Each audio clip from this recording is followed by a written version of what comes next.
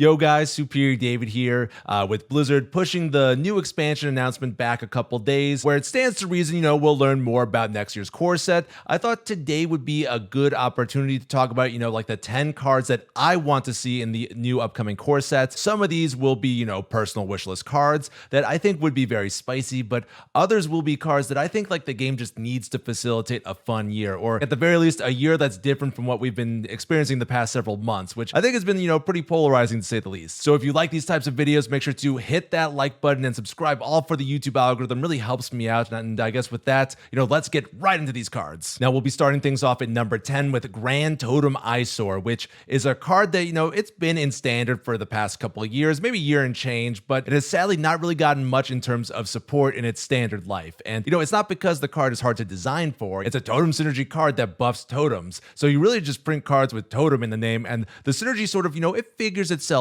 out. But the sad truth is that we didn't really get any totem cards this year, like legitimately none. And I was actually like shocked when I was looking this up, because Totem Shaman is like a flavorful archetype that always seemed like a fan favorite to me. So for how neglected this poor card was this past year, as well as just Totem Shaman in general, I think the Grand Totem Eyesore deserves a spot in the core set, with the hope, of course, being that the devs will, print at least one Totem Synergy card this year to just, show this card a little love. Now, this next card at number 9 is one that was a meme for its time, but I think it's one that could actually be sort of good now, and that is the Darkness. This card came out in Kobolds and Catacombs, and, it didn't really see any play outside of like Disguised Toast, memeing with him, but Hearthstone has changed a lot since that expansion, besides the obvious that Disguised Toast is not streaming Hearthstone, or maybe he is now, I'm not really sure. But anyways, this year of Hearthstone in particular feels like it's been partially defined by like insane card draw, with like decks of every archetype being able to seemingly cycle through most of their deck by like turn 6. And the devs, they know this is an issue and are definitely taking steps to fix this going forward, but I think having a card like the Darkness in the core set would be like a good safety valve against like these like decks with heavy card draw, since the more those decks draw,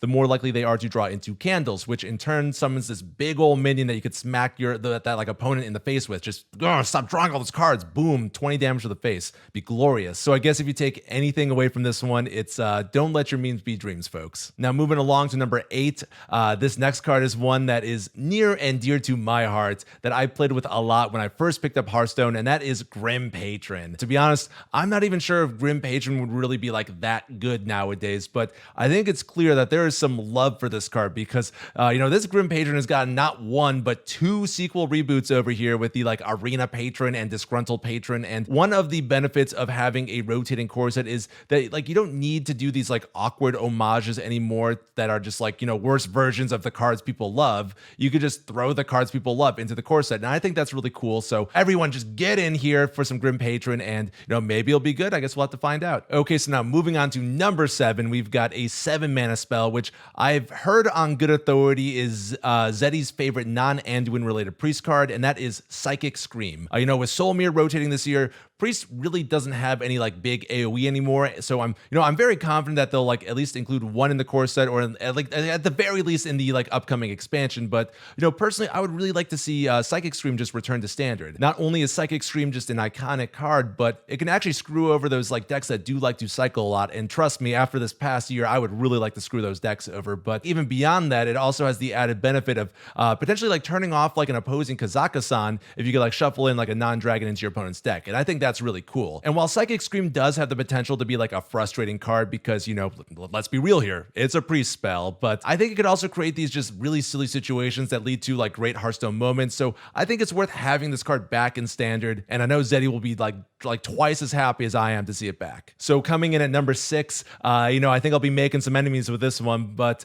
I think the core set could really use Breath of Dreams. If you don't like Breath of Dreams, you could really put like any Druid ramp card here, because with Overgrowth and Lightning Bloom rotating, Druid is looking to be pretty light on ramp, which is, one of its defining mechanics. So I think the inclusion of Breath of Dreams would help bolster this element of Druid, which people really do enjoy playing. Maybe not so much playing against, but that's another video. But anyways, in the case of Breath of Dreams, this would force Druid to play more dragons. And, after like a year and change of like spell-based Druid shenanigans with like Glowfly Swarm and Fungal Fortunes, I think this would be like a really refreshing change for the class. And, with Breath of Dreams dragon condition, it keeps Druid for just jamming this like really good ram spell into like every deck it possibly can, because you need to have dragons to make it good. And yes, I am aware that Breath of Dreams will also help out Kazakhstan Druid, but I think rotation is absolutely like decimating that archetype. So I'm personally like not super worried about this implication, but I'm definitely marking this moment down if Kazakhstan Druid does like break the game next year. So you can all have the opportunity to like make fun of me later. So this brings us to the halfway mark, and now the cards are going to become a lot more like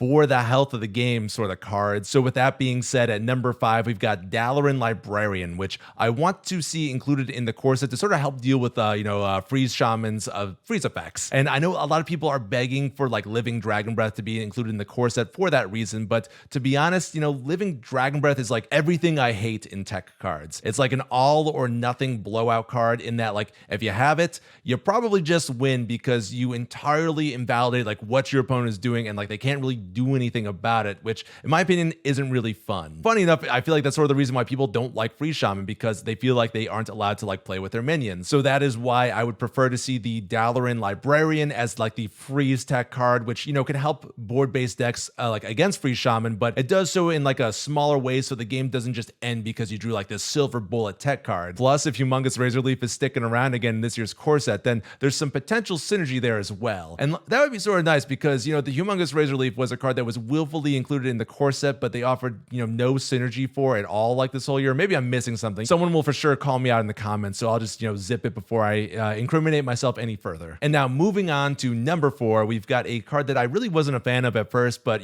I thought about it, I really went back and forth, and it grew on me, and that is the Carnivorous Cube. I've been seeing a lot of support for this card on Twitter, and originally I was like, I don't know if I want this year to be defined by like crazy cube shenanigans, because I remember those, Cube Block and Death Rattle Hunter days. Those were some scary times for me. But that got me thinking that the Carnivorous Cube is like a powerful board-based card. And like this past year of Hearthstone, the board has basically been irrelevant with like all the combo and OTK decks and whatnot. So my hope would actually be that like including the cube in the core set could perhaps like help usher in like a return to board-based Hearthstone, which people really seem to be missing right now. And the Carnivorous Cube also happens to be a minion that you don't necessarily just want to jam on curve. Like, you're usually like strategizing and like waiting for that like opportune moment to play it to get the most value from it. And so like this would be a return to board-based Hearthstone that isn't just Curvestone, which the community also tends to complain about, as well as like all the OTK off-board stuff. So all around, this sounds like a win-win for everyone. So bring back the cube, Blizzard. Now entering the top 3 here, we've got some serious heavy hitters, and I'm sure some of you can guess what these cards are, but starting us off at number 3 is Tar Creeper. Tar Creeper is the best, or at least like amongst the best neutral anti-aggro cards ever made in Hearthstone. It's 3 attack on your turn, allows you to contest nearly like every 1 and 2 drop in the game, and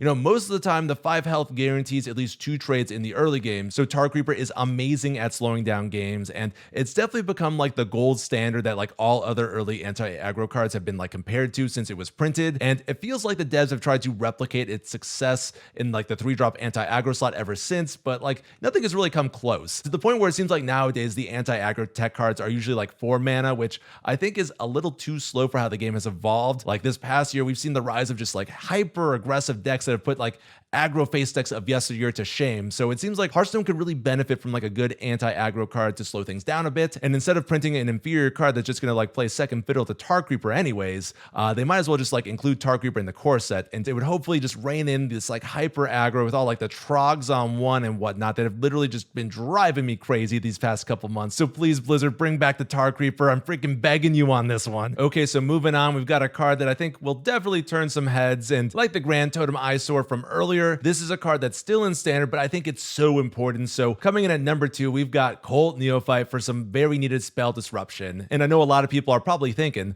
David, what about Lotheb, the beloved OG anti-spell tech card? But to be honest, I'm not really a fan of Lotheb for the same reasons as like Living Dragon Breath from earlier. Lotheb, while like fun and nostalgic, is just so overkill for what it does, and creates like this unfun experience where like you can't do anything if you're reliant on like spells, and that's the point of the card. Lotheb basically like flips the bird to all spell-based decks and just tells them to deal with it, whereas like Cold Neophyte accomplishes what Lotheb does, but there's a bit more wiggle room for like your opponent to still like do something, which I think leads to an all-around better play experience because it maintains, like some of that player agency, which is something that players have been complaining like all year is something that's been missing from Hearthstone. So like I'm pretty adamant about adding Cult Neophyte over Loatheb in the core set for spell disruption, which we definitely could use some spell disruption. I feel like that's something that just like always needs to be in the core set to just sort of like just it's like a safety valve. But I just prefer Cult Neophyte over Loatheb, and I apologize to all the Loatheb stands watching at home. Fortunately, I think this next card is one that we can all agree on. So coming in at number 1, the card we most need back in the Hearthstone core set is, of course,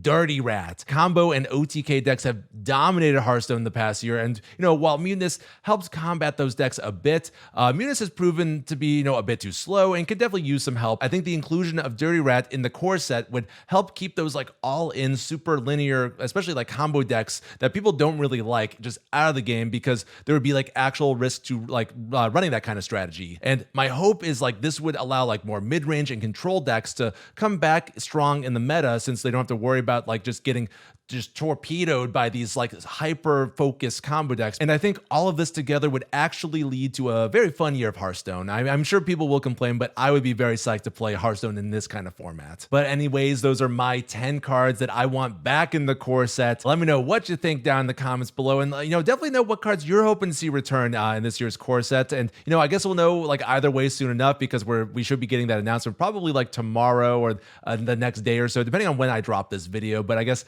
in the meantime, folks, stay superior, and I'll catch you on the next one. Later.